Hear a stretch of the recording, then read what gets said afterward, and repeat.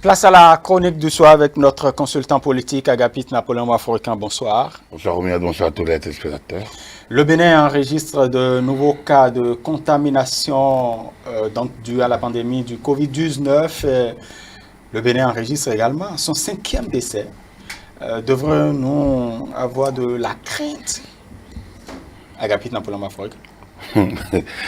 C'est pas de la crainte qu'il est question, c'est beaucoup plus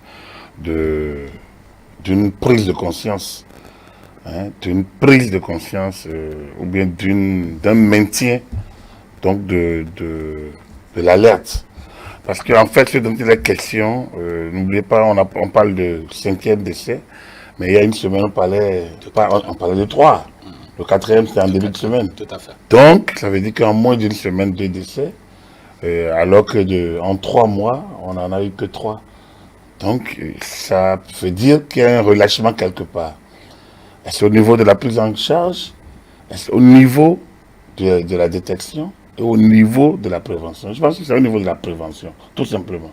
Parce que si, lorsqu'on a des malaises, on se fait prendre en charge plus tôt, le protocole thérapeutique ayant montré son succès, donc son efficacité, en principe, ça ne devrait pas aller jusqu'au décès. Sauf pour les patients qui ont des facteurs de risque dont on nous a souvent parlé ici et là. Donc, il y a ce cas.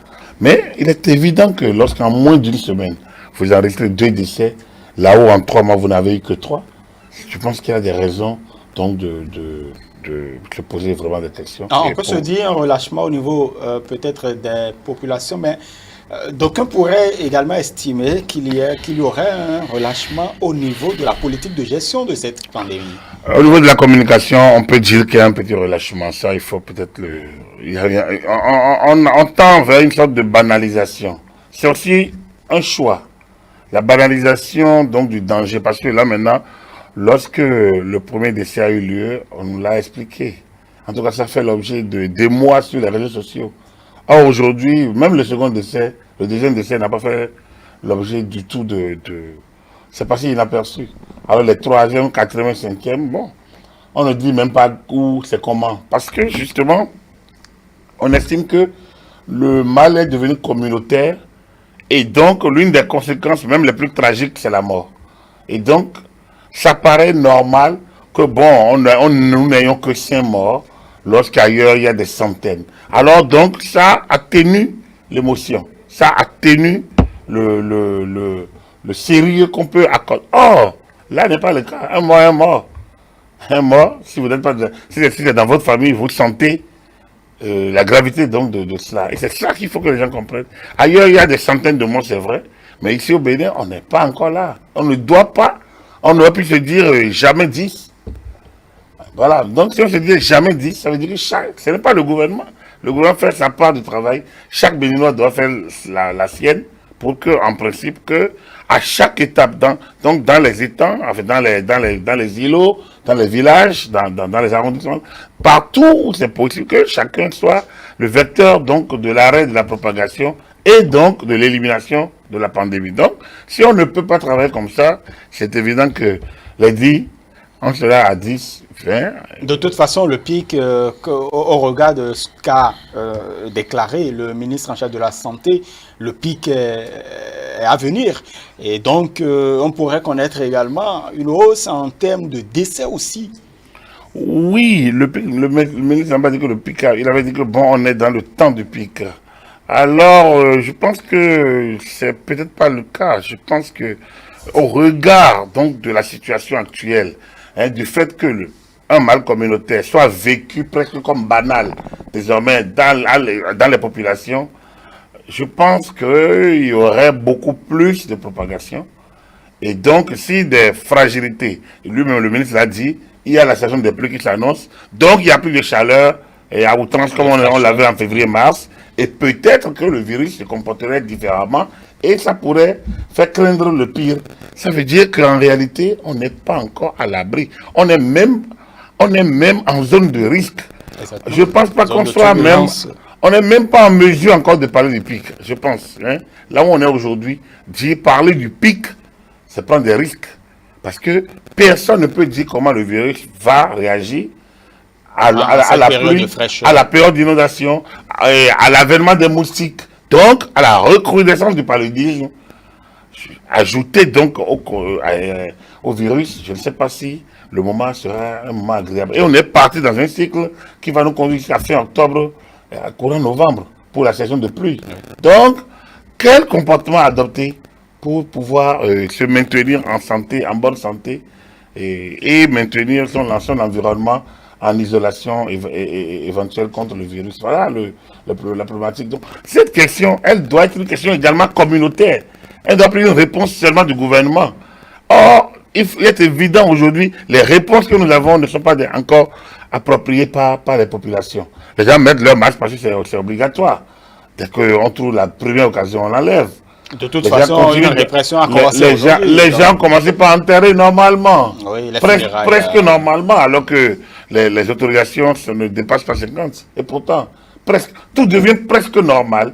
Même les gestes évidents, les gestes deviennent un peu mécaniques. Bon, cela, même vous allez dans des endroits, les gens, la bouteille de savon est là, mais il n'y a pas d'eau, il n'y a pas de savon.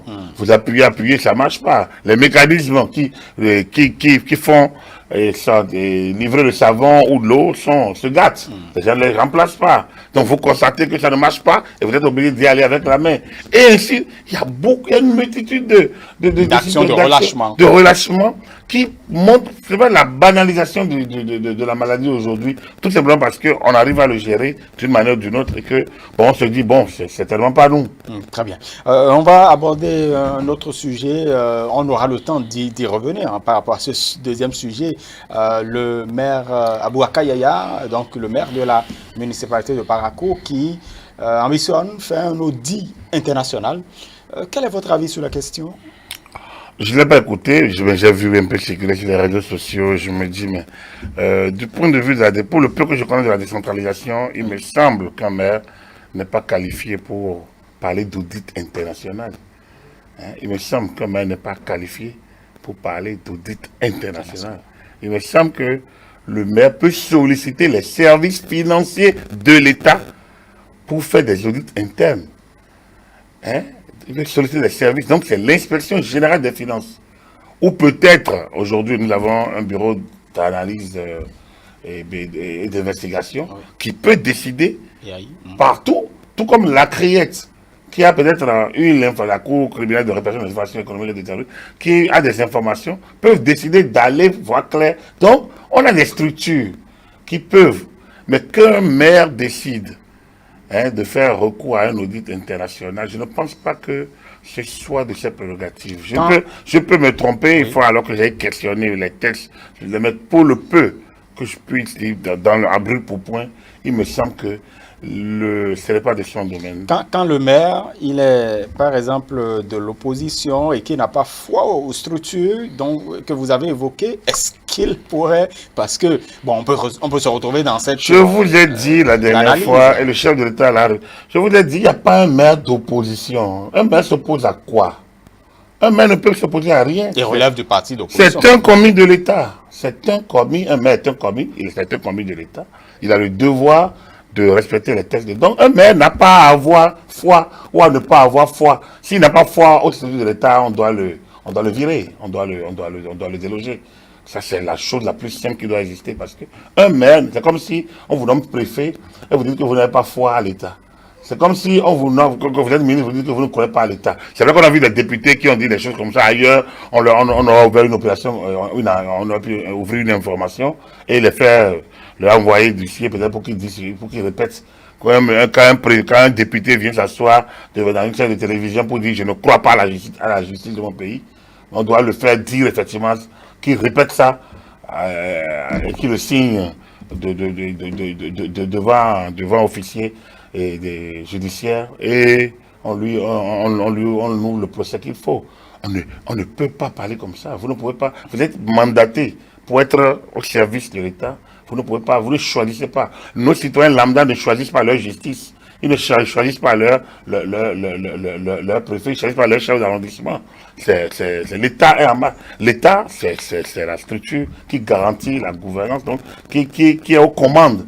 de ces, à travers ces institutions, à travers les organes élus. Donc, le maire est une autorité décentralisée. Il n'est pas un État. La mairie de Cotonou n'est pas un État dans un État. La mairie de Cotonou, par exemple, est une circonscription territoriale gérée de manière autonome par les conseils élus, mais c'est une circonscription administrative sous la tutelle, qui n'est qu'un démembrement de l'État, l'État placé sous la direction d'un chef de l'État et des institutions de la République. Vous comprenez? L'inspection générale de l'État est l'une des structures techniques du Bénin, de l'État, qui a compétence à connaître des audits, par exemple.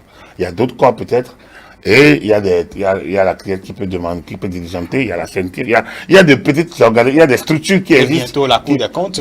La Cour des comptes, par exemple, notamment, peut-être la Chambre administrative de la Cour suprême sur certains aspects de la gouvernance administrative, par exemple. Mais, de manière globale, il n'appartient pas, je pense, même la diplomatie, quand on parle de la coopération décentralisée, c'est pas le travail, ça veut dire que la diplomatie, les relations internationales entre une mairie et les relations entre une mairie et une mairie de notre pays, pour le faire, vous devez associer l'État au niveau central.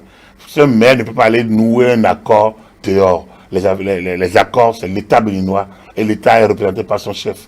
Donc vous comprenez que les velléités qu'on puisse avoir doivent pouvoir se faire. Donc, même si il admirait que il était possible donc qu'un audit international soit fait dans une mairie, ça ne peut jamais être de l'initiative personnelle et régalienne du maire. Donc, il doit pouvoir associer la tutelle et donc l'État central. Très bien. On y reviendra plus amplement avec vous, Agapit Nampolon. Mais je dois ajouter rapidement que c'est quand même normal.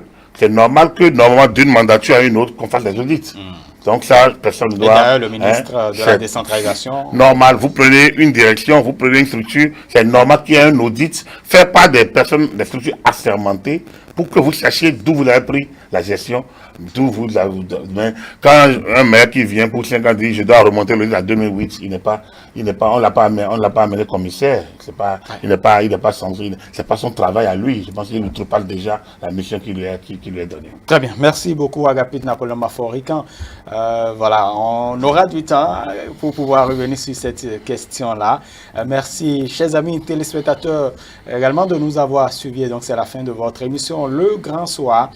Nous vous revenons lundi à partir de 19 h. D'ici à là, portez-vous bien, agréable soirée à chacun et à tous.